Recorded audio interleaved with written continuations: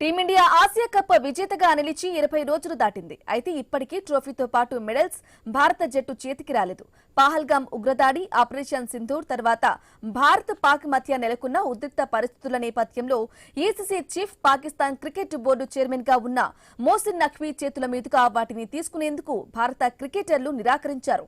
దీంతో trophy, medals ను తనతో పాటు నఖ్వీ తీసుకెళ్లిపోయారు. నఖ్వీ వ్యవహరిస్తున్న తీరుపై బీసీసీఐ, ఏసీసీ, ఏజీఎం సమావేశంలో తీవ్ర అభ్యంతరం వ్యక్తం చేసింది.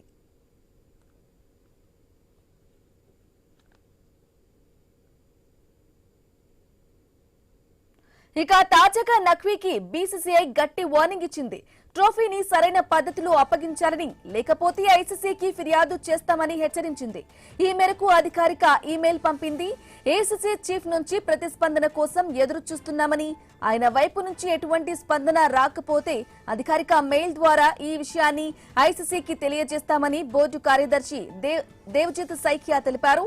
ఈ ప్రక్రియలో తాము దశల వారీగా ముందుకు సాగుతున్నామని, ట్రోఫీని భారత్కు తీసుకువచ్చేందుకు అన్ని రకాల ప్రయత్నాలు చేస్తామన్నారు.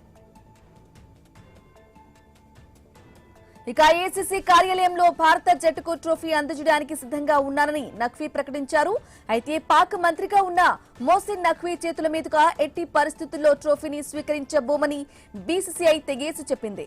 ప్రస్తుతం ఆసియా కప్ ట్రోఫీ దుబాయ్లోని ఏసీసీ కార్యాలయంలోనే ఉన్నట్లు తెలుస్తోంది. తన అనుమతి లేకుండా దాన్ని అక్కడి నుంచి తరలించి ఇతరులకు అప్పగించొద్దని అధికారులకు నఖ్వీ ఆదేశాలు జారీ చేశారని సమాచారం.